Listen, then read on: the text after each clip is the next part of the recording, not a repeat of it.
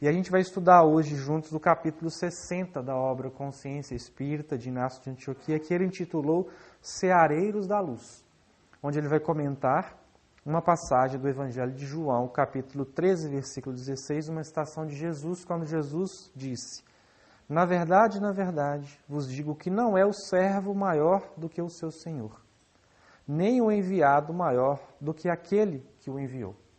Então essa passagem está no capítulo 13 de João. É o momento em que Jesus reúne os seus discípulos para a última ceia, antes que ele fosse conduzido à prisão, à flagelação e à crucificação. É o momento em que ele reúne os discípulos, preparando-os espiritualmente para a sua partida, a partida do plano material, deixando a condição de espírito encarnado na terra, que veio com a missão de resgatar a humanidade das trevas, conduzindo-a em direção à luz. Então Jesus reúne os seus discípulos, convida os seus discípulos para a ceia, mas antes tem aquela cerimônia da lavação dos pés, onde Jesus convida os seus discípulos ao exercício da humildade. E aí Pedro, que é aquele impetuoso, não é? Que ora estava lá em cima com a vibração elevadíssima, mas de repente despencava e que parece muito, se assemelha muito conosco, porque os discípulos de Jesus, eles representam a humanidade. Eles não eram espíritos perfeitos, eram espíritos que aceitaram a condição de divulgadores de uma doutrina que não lhes pertencia, que reconheciam as suas deficiências, as suas imperfeições morais, mas que se esforçavam na luta do dia a dia para vivenciar aquilo que Jesus esperava deles. E aquilo que, acima de tudo, que eles já reconheciam que era o único caminho a ser seguido, que era o melhor que poderia acontecer para eles e para aqueles que conviviam com eles, assim também como aqueles que necessitavam do trabalho que eles estavam por realizar. E aí Pedro diz: não. Os meus pés, mestre, de jeito nenhum. Porque nós temos o hábito de nos afastar daqueles que estão em condições acima, hierarquicamente falando, no sentido espiritual, da moral, acreditando que nós somos privados do contato com esses espíritos porque eles são muito elevados e nós somos muito imperfeitos. E isso, de acordo com os nossos conceitos equivocados, representa a humildade da nossa parte. Como a gente diz assim: não, mestre, que isso? Eu não tenho condição de jeito nenhum de que você lave meus pés. Que isso? Um espírito da sua grandeza lavar os meus pés. E aí Jesus diz assim: se eu não lavar os seus pés, você não tem parte comigo. E aí Pedro fala assim: opa, não só os pés, mas como a cabeça e o resto do corpo também, para lavar tudo.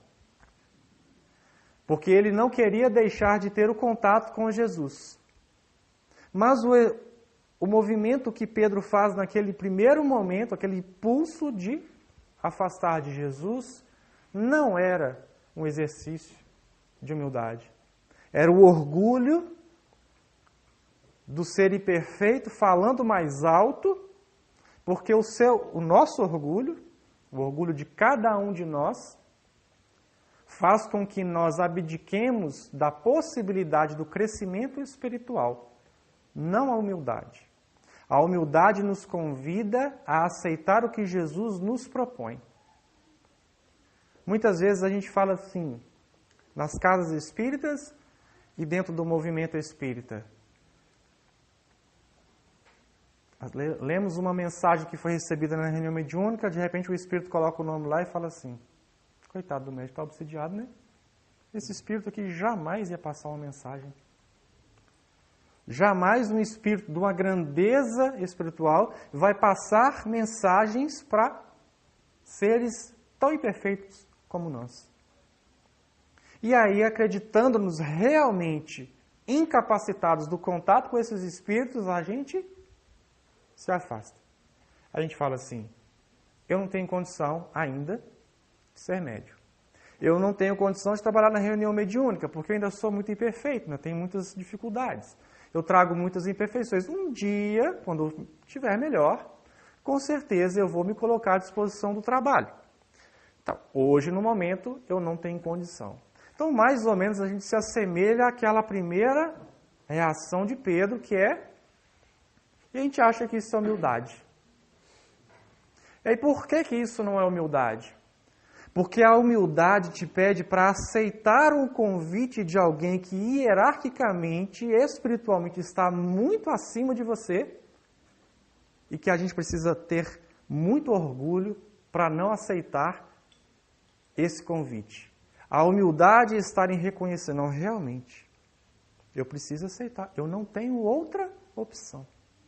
Eu preciso reconhecer a minha pequenez espiritual e me colocar à disposição do serviço que esse mestre coloca na minha vida, na minha vivência dentro do contexto onde eu estou inserido, seja ele qual for, dentro da casa espírita, fora da casa espírita. Então, o exercício de humildade, que é o que Inácio vai pedir, alertar, na verdade, nessa mensagem, é o que Jesus pede aos seus discípulos quando ele lava os pés dos discípulos. Olha, exercita a sua humildade. Aceita. Porque aceitar o que a vida dá é exercício de humildade. É como alguém que chega e te oferece um presente, alguma coisa, e você fala, não vou aceitar, não vou aceitar. E a gente acredita que isso é humildade. Humildade é aceitar o que a pessoa te oferece de bom coração, de bom grado. É exercício de humildade. Não representa humildade estabelecida, porque nós estamos longe disso. Representa indício de elevação espiritual através da aceitação da sua condição, que é de imperfeição, mas de mirar para frente e dizer, é para lá que eu estou indo. Eu preciso caminhar neste caminho, que é o que Jesus me propõe. Porque Ele é o caminho. Mas Ele me pede que eu caminhe por Ele. Ele não faz a caminhada por mim. E Ele direciona. E aí, como é que nós devemos nos portar humildemente diante de todas as situações que a gente vive diariamente, das inúmeras atribuições que Jesus nos dá, das tarefas que precisamos realizar diariamente? É aquela que te pede para ser discípulo de Jesus neste momento de crise, de turbulência, onde nós, seguidores de Jesus, crentes de princípios espirituais consoladores, mas que muitas vezes nos perdemos mesmo diante desses tantos recursos, olhando o mundo à nossa volta e dizendo assim, meu Deus, tem algo errado. Está uma bagunça. Não tem nada certo. O mundo está indo de mal a pior. Está piorando. Eu sei que eu leio nos livros, eu sei que chegam mensagens, mas aos meus olhos eu estou vendo, não está melhor, está pior. Está piorando a cada dia. Então essa é a nossa dificuldade de reconhecer o todo. Porque a gente vê o que está ao nosso alcance. Da posição espiritual daquela onde nós nos encontramos. Porque cada um de nós visualiza a vida do degrau em que se encontra evolutivamente. Então Kardec, muito sabiamente, na codificação, ele vai dizer que a encarnação, o espírito encarnado, é como um viajor que viaja por uma senda e que vai enfrentar alguns caminhos, mas que ele não consegue visualizar muito o que está além do seu horizonte espiritual.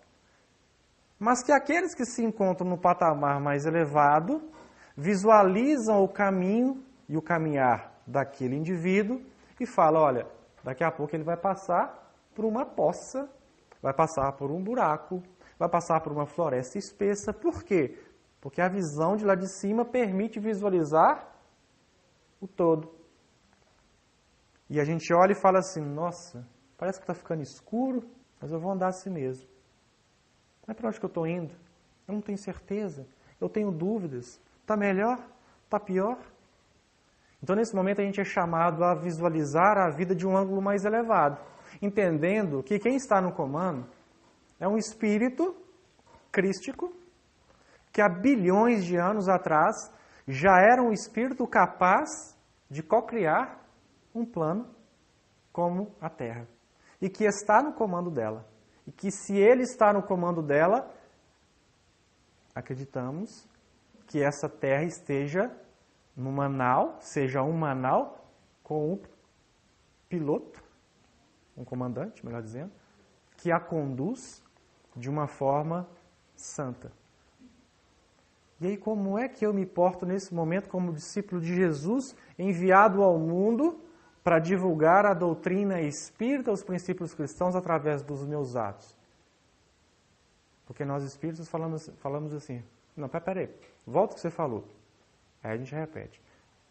Como é que nós, discípulos de Jesus, nos portamos neste exato momento de transição planetária em que o mundo encontra-se da forma que está e que nós, discípulos de Jesus, recebemos instruções através das obras, dos estudos e etc. para levar para o mundo lá fora?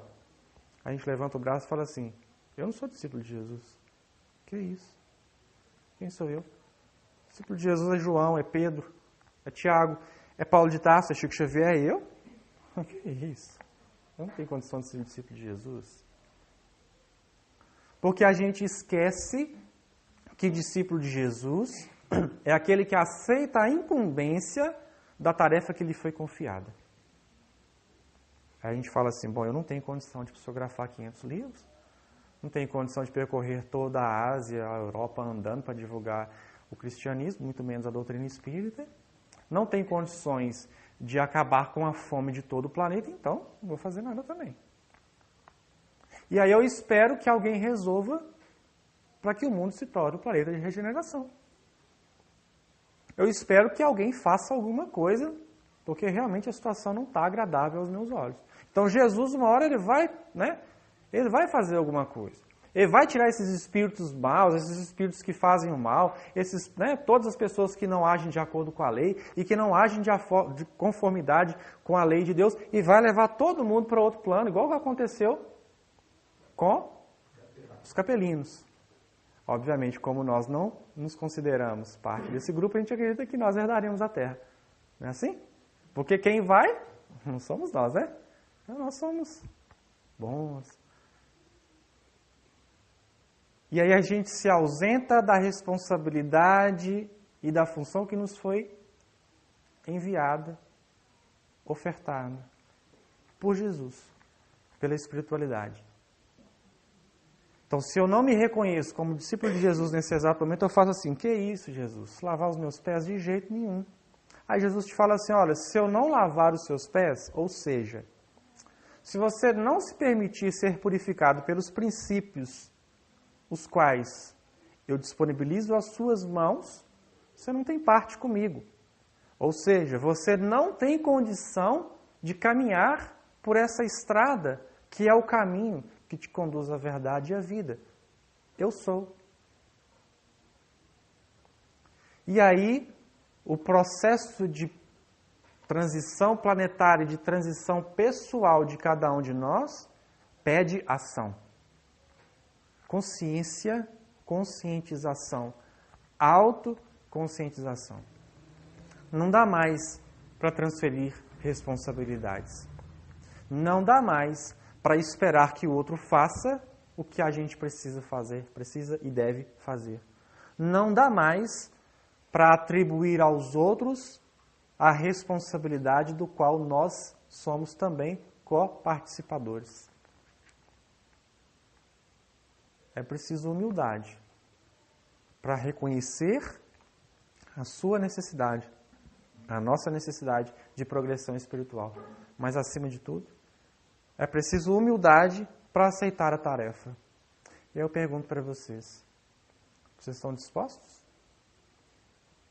Ou vocês acham que quem recebe livros psicografados e que vai às casas espíritas e que vem à frente e que fala, ou o presidente da casa espírita que vocês frequentam, o coordenador da reunião mediúnica, o tarefeiro que exerce uma função na casa, são espíritos evoluídos, no sentido de serem melhores do que vocês, porque vocês estão sentados em uma cadeira de uma casa espírita, ouvindo o que a gente está falando?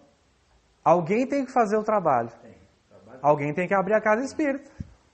Porque se ninguém abrir a casa espírita, ninguém entra. Alguém tem que falar na reunião pública. Porque se ninguém falar, não tem estudo. Hoje, somos nós. Semana passada, foi outro expositor. Semana que vem, será outro. Daqui a 10, 20 anos, 10 dias, o presidente dessa casa vai estar desencarnado. Opa, peraí, né? Vamos colocar mais para frente, né? Daqui 50 anos, tá bom? Tá muito?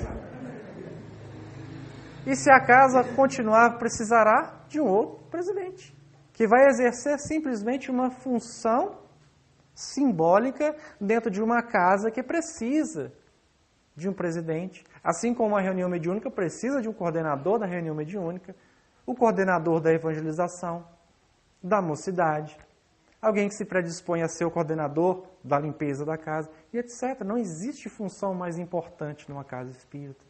Assim como não existe função mais importante lá fora, no mundo lá fora. Então, ser discípulo de Jesus, no momento de transição planetária, é realizar aquilo que você precisa realizar no mundo cristamente. O que você faz? Você é professor? Então, que você seja professor espírita cristão, dentro da sua função. E aí, você precisa agir e tomar uma decisão. Porque quando nós, espíritos necessitados de provas e ou expiações, necessitamos de passar por provas e ou expiações, as provas chegam. Você não precisa sair de casa, ela vai até você. E aí, nós estamos vivendo um período de turbulências no nosso país. A semana foi grave. E aí nós, como nação, olhamos para a televisão, olhamos para a internet e falamos assim: nossa, como é que podemos ser felizes, ser decentes num país como esse? Olha o que os políticos estão fazendo. Olha o que está vindo à tona. Jesus, acende a luz. Porque está uma escuridão insuportável. Não é? E aí a gente senta na cadeira do comodismo e atribui responsabilidades para aqueles senhores que nos governam, que têm a sua cota de responsabilidade, mas que estão lá conduzidos pela nossa confiança. E muitos estão lá há 1, 2, 3, 4, 5, 10, 20, 30 eleições. 40 anos. E a gente continua colocando eles lá. A gente não fiscaliza. A gente não cobra. E o que é pior, a gente faz a mesma coisa. Porque quando eu furo a fila no caixa da loteria, e a gente que é espírita começou a falar assim: não, eu não furo a fila, eu peço alguém para pagar para mim. Eu chego lá e falo assim: aqui, ó, aqui, você pode pagar para mim, por favor? Eu fico esperando lá fora rapidinho. Quer dizer, eu não furei, eu só pedi ele para pagar para mim. É só ele que vai pagar. Tem diferença, gente? Quando a gente recebe lá um troquinho a mais, e a gente... Porque quem rouba 5 centavos, rouba 1 milhão, não rouba? Qual a diferença dos 5 centavos e 1 milhão? É porque o que caiu na sua mão foi 5 centavos. Alguém aqui já pegou 1 milhão? Já passou algum milhão na mão?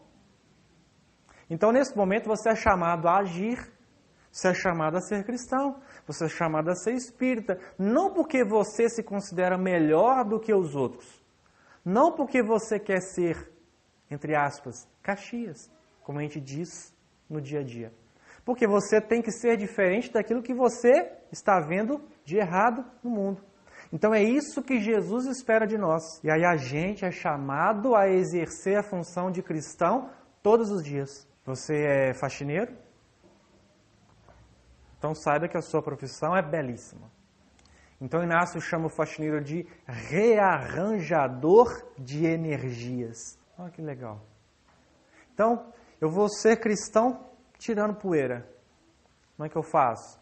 Eu tiro a poeira e faço uma prece ao mesmo tempo. Porque o que a gente vê de sujeira material está acompanhado de uma sujeira espiritual, de miasmas dos nossos pensamentos, que são formas, pensamentos que estão em todos os lugares. Você é atendente de padaria? Então como é que você é cristão sendo atendente de padaria? Haja com honestidade, haja com respeito, ofereça um sorriso sempre que possível, e etc, etc, etc. Porque, meus irmãos, não vai ser o Congresso de Brasília, não vai ser os seus senadores e nem o presidente da República que vai mudar a nossa nação. Não serão os governantes do mundo que mudarão a condição vibratória do nosso planeta. É o esforço somado de cada um de nós, da responsabilidade de cada um de nós, que faz a diferença. Agora, a nossa autoestima está tão baixa, mas tão baixa, que a gente acha que o que a gente pode fazer não serve para nada. E a gente não faz. Ah, todo mundo faz. Fala que se você estivesse lá, você também não ia roubar. Fala que se você estivesse lá, você também não ia pegar. Infelizmente é o que a gente ainda ouve.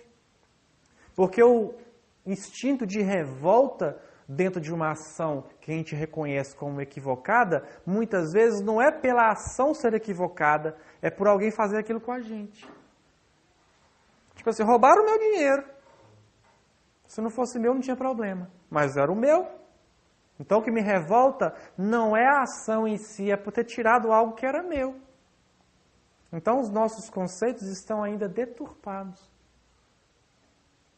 E se nós, como nação, pensamos assim, quem é que vai nos governar? Porque Jesus não nos governa. Jesus ainda não governa a nossa intimidade, porque a gente não coloca em Jesus o orientador que nos direciona o caminho. Porque quem governa não é aquele que te manda fazer, não é aquele que te impõe a regra para que ela seja seguida. É aquele que te orienta os caminhos e te fala, olha, a decisão está nas suas mãos.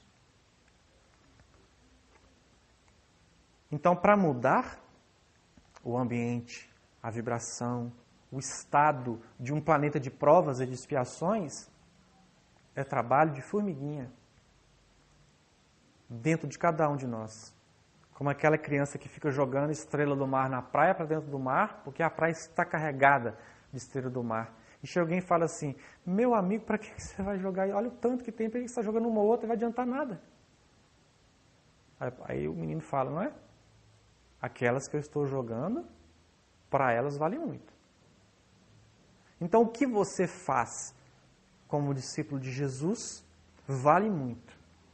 Para você e para o universo ao seu redor. Que você precisa entender que você é um potencializador de boas vibrações. Porque a das más vibrações nós também o somos. Basta a gente verificar o que decorre, o que advém de nós quando nós estamos totalmente desequilibrados. A gente passa pelos ambientes, passa pelas vidas das pessoas como uma pedra rolando montanha abaixo, levando tudo que está na frente. Então o nosso potencial é um potencial divino, que te pede para iluminar-se através desse potencial. Então o primeiro passo para se tornar autoiluminado é reconhecer-se perfectível, é reconhecer-se dentro da possibilidade de se autoiluminar. E isso é exercício de humildade, aceitar a condição. Porque dizer não para Jesus não é sinal de humildade, é a inconsciência espiritual gritando mais alto, te conduzindo pelo orgulho que ainda nos é característica para o caminho de sempre. Para a manutenção da zona de conforto. Para que a gente continue na zona de conforto. Porque ser discípulo de Jesus dá trabalho. Dizer não, quando você precisa dizer não, dá trabalho. Não é fácil. É preciso renúncia pessoal. É preciso abdicação. É preciso se colocar na mão desse orientador espiritual que nos direciona o caminho sem esperar nada em troca. Nem mesmo o resultado do bem exercido. É fazer tudo o que precisa ser feito sem olhar a quem, o porquê, quando e como. É fazer. Ah, mas e se eu falar para ele não adiantar nada? Ah, mas e se eu me colocar à disposição do trabalho na casa espírita e ninguém me der oportunidade? Mas e se eu for falar lá e todo mundo ficar achando que o que eu falo não tem nada a ver? E se me fizerem crítica? E se me chamarem de obsidiado? Ainda assim. Porque olha a frase de Jesus. Não é o servo maior do que o seu Senhor, nem o enviado maior do que aquele que o enviou. Não é o servo maior do que o seu Senhor. Então Jesus se colocou na condição de servo. Eu vim para servir, não para ser servido. Se hoje nós nos colocamos na condição de servos de Jesus, porque recebemos dele a incumbência, da mesma forma que ele, Jesus, recebeu a incumbência do Pai, do Criador, para exercer a sua função, eu preciso me assemelhar a esse Senhor que me guia e me orienta as veredas. O que Jesus recebeu do mundo? E a gente quer o quê?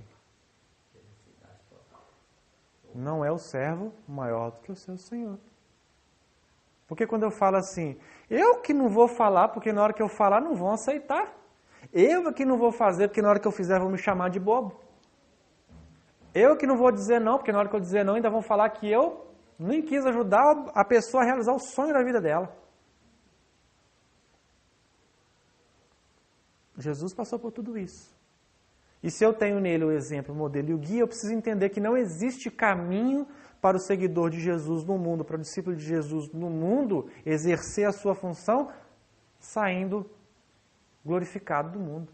Porque Jesus saiu do mundo, aos olhos do mundo, como um criminoso comum que recebeu a pena mais desonrosa para um criminoso à sua época. Porque a crucificação só era dada para aqueles criminosos assim, hediondos, aqueles, não, isso aí, como se diz, a escória da sociedade, cruz. Essa foi a pena de Jesus. E ele foi condenado por quê? Porque ele fazia o bem. E aí, aceitar essa designação de Jesus é exercício de humildade, é não me colocar acima dele. Não é? Porque reconhecer-se necessitado de elevação espiritual, de transformação espiritual, não nos pede também que por causa disso a gente tenha que abdicar daquilo que Jesus nos orienta. Porque em comparação, em termos espirituais, Jesus está aqui, nós estamos aonde? Não dá nem para ver, né? Lá embaixo. Agora, em relação, Jesus está aqui, o Criador está onde? Não dá nem para ver. Porque não se compara. Deus é Deus. É o Criador. Perfeito. Infinitamente justo, bom, misericordioso e etc. Mestre, bom mestre.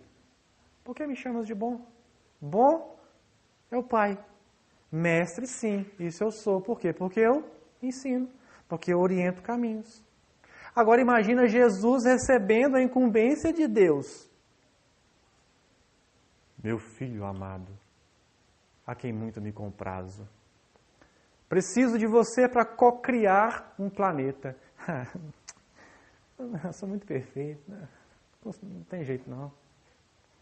Porque no futuro você será o condutor das almas encarnadas e dos espíritos que trilharão experiências nesse planeta. E você irá até eles, falará diretamente a eles. E Jesus...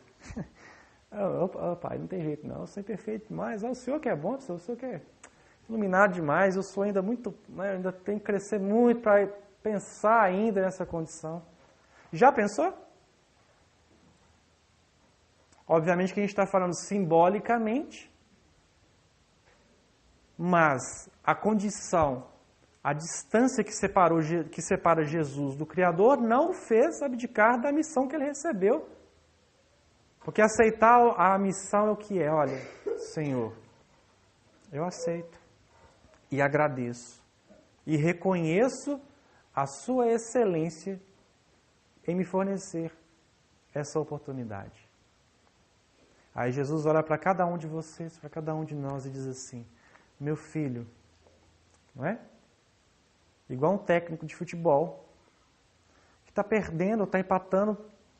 Finalzinho do jogo, 45 minutos, ele olha para o banco de reserva, vê aquela pessoa e fala assim, aquele jogador fala assim, entra lá e resolve para nós. Vai lá. Vai fazer o gol. Então a vida é mais ou menos assim. Jesus olha para a gente e fala assim, meu filho, sua família está com problema. Vai lá. Reencarna lá. Porque você não vai à toa. Realiza essa função, vai lá e faz um gol. Pode ser gol feio, como diz Dada Maravilha. Feio não tem gol feio. Feio é não fazer o gol. Vai lá e faz o gol. Daí quando você está pedindo um emprego, Jesus fala assim com você, meu filho, vai lá naquela empresa, porque é lá que estão precisando de você. Quando você está querendo uma casa, mudar de local onde você mora, etc. E Jesus te fala, vai lá para aquela vizinhança, é lá que estão precisando de você. Só que quando a gente chega na vizinhança, no trabalho e na família, a gente se acha passarinho em ninho alheio. A gente fala assim, nossa, tinha uma família melhor para me colocar? Nossa, mas que emprego é esse? Tudo bem que eu estava desempregado, não precisava ser esse. E o meu vizinho? Quem que aguenta? É o vizinho da direita, da esquerda, de trás, de frente? Não dá. Por quê? Porque nesse momento a gente não consegue visualizar a função de discípulo. Porque a gente quer um caminho atapetado de flores. E a gente esquece de examinar que a gente foi conduzido, a gente foi trazido ao mundo neste exato momento, nessa exata situação, nesse país, nessa vizinhança, nessa família, nesse trabalho, nesse contexto, para realizar determinada função. Agora, reconhecer a função e examinar essa função e realizá-la da melhor forma possível cabe a cada um de nós. Porque não dá para passar a vida inteira reclamando da família, do trabalho, de onde você mora, sem se modificar com a sua família, o trabalho, o local onde você mora, e sem deixar para a sua família, para o trabalho, para onde você mora, o que Jesus te pediu para realizar. Você é um discípulo de Jesus. Nós somos discípulos de Jesus, que foi conduzido a determinado canteiro, foi semeado em determinado canteiro para frutificar, para brotar, para florescer, para frutificar, para render frutos. Então, quando você é trazido para a casa espírita, quando um livro chega à sua mão, quando uma mensagem te alcança os ouvidos, Jesus está investindo na sua intimidade para que você cresça espiritualmente e para que você se desenvolva e auxilie no desenvolvimento de todos à sua volta. Mas você precisa se reconhecer parte integrante desse processo. Porque senão a gente permanece ausente da autoconscientização da consciência espírita. A gente fala assim, não, vamos esperar. A gente volta lá para o início do estudo. Não, vamos esperar.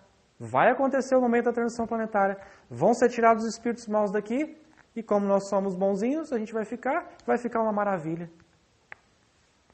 Porque o problema é o nosso vizinho, o problema é o nosso familiar, etc. Nós somos gente boa, não sabe, gente? Sabendo entender o nosso jeito, como a gente funciona, como a gente gosta dessas coisas, a gente convive numa boa com todo mundo, não é? O problema são as outras pessoas não entenderem isso, não é? Por exemplo, eu não gosto de trânsito, não gosto de pegar engarrafamento. Então, quando eu saio de casa, se todo mundo sair do anel rodoviário, da 381, e deixar eu passar sozinho, para mim não tem problema. Ué, o mundo fica bom.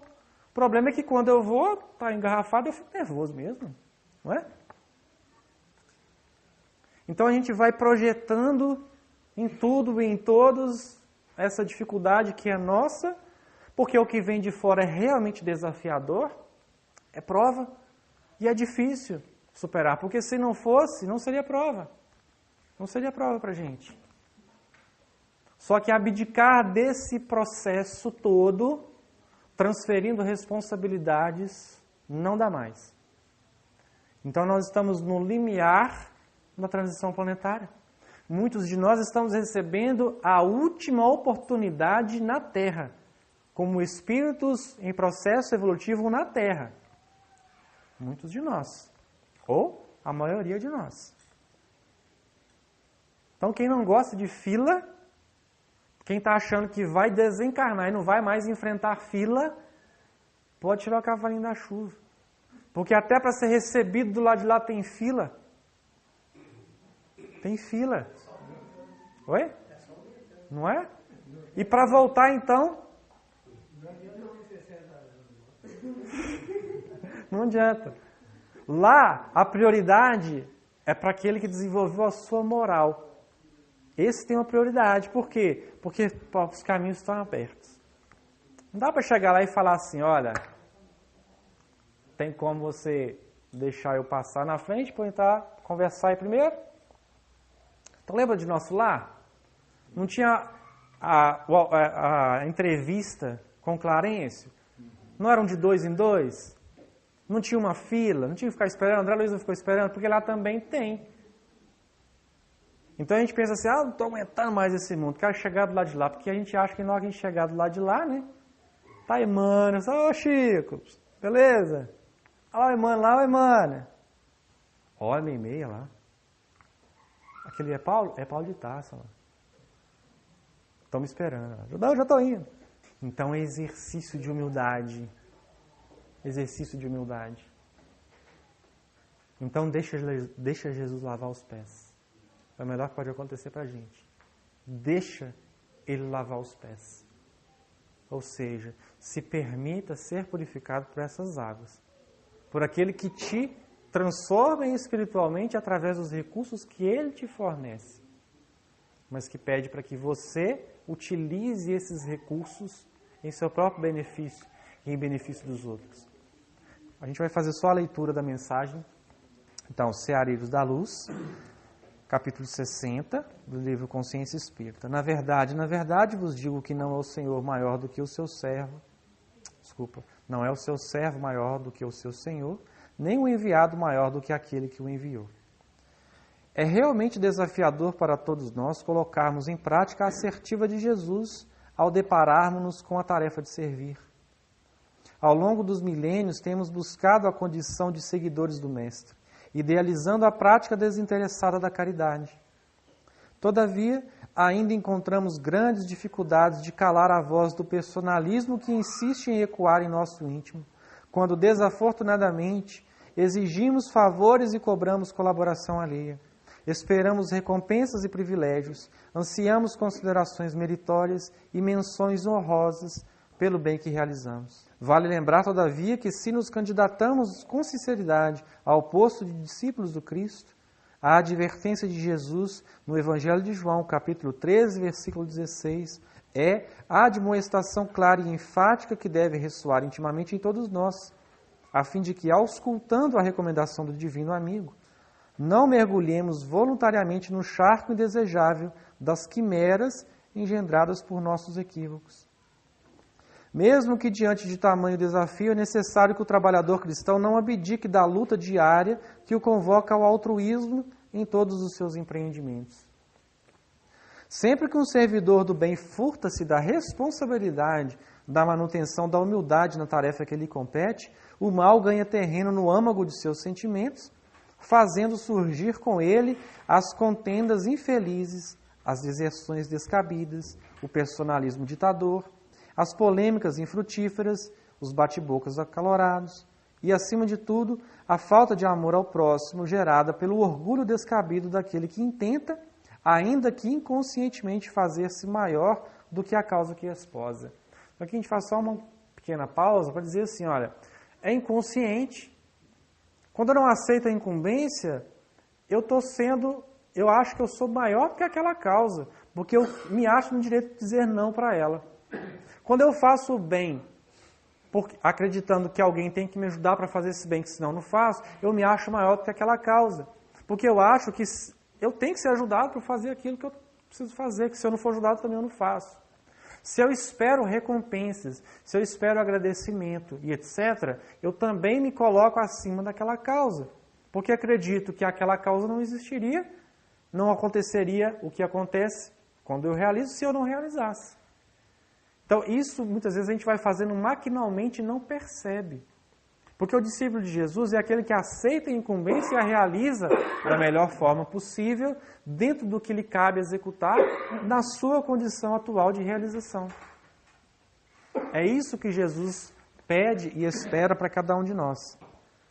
O verdadeiro discípulo de Jesus, portanto, será sempre convocado ao exercício da renúncia, visto que somente o desenvolvimento dessa virtude proporcionar-lhe-á a condição necessária para cumprir as tarefas que lhe cabem no mundo, com espírito de despreendimento e de sublimação. Estejamos convictos, assim, de que, quando no cumprimento de nossas incumbências, apesar de nossas dificuldades mais íntimas, é imprescindível que reconheçamos Jesus como o Senhor a quem devemos servir, conscientizando-nos de que, se nos afastamos da recomendação que nos adverte a conservarmos em posição de humildade ante o trabalho que nos é designado, estaremos tristemente submetidos às artimanhas de nosso orgulho e da inconsciência espiritual, e ainda distantes, por conseguinte, do merecimento de afirmarmos-nos verdadeiros ceareiros da luz. Então, quer dizer, o nosso foco de humildade aqui, que a gente resolveu partir para a nossa reflexão hoje, não é aquele da humildade constituída para trabalhar. Nossa, o Chico era humilde. Olha como é que ele trabalhava. É o inverso. É da aceitação da condição de imperfeição para trabalhar esse sentimento de humildade para que a gente alcance a condição de elevação espiritual. Então, não esperemos nos tornar perfeitos para começar a trabalhar. Exercemos a humildade de reconhecermos necessitados da ação no bem para que a gente cresça. Senão a gente faz o caminho inverso à recomendação que nos pede para crescer espiritualmente. Então a gente não vai se tornar perfeito para começar a trabalhar. A gente vai se tornar perfeito trabalhando. É a mesma coisa de chegar para alguém e falar assim: você vai entrar na academia? Vou. Quando você vai entrar para a academia? No dia que eu tiver com o corpo malhadão, que eu tiver saradão, eu vou começar a malhar. Mas como é que você vai ficar malhado, saradão, sem malhar? Então é a mesma coisa. Como é que você fica perfeito? Como é que você se torna perfeito espiritualmente sem se colocar a função à disposição no trabalho, realizando a função que te cabe? Que a gente possa refletir na nossa intimidade, para que a gente possa alcançar a condição de ouvir a voz que nos pede e que nos orienta para fazermos o trabalho que nos cabe, aceitando a admoestação de Jesus, o conselho de Jesus, a orientação dos nossos caminhos. Muita paz para vocês.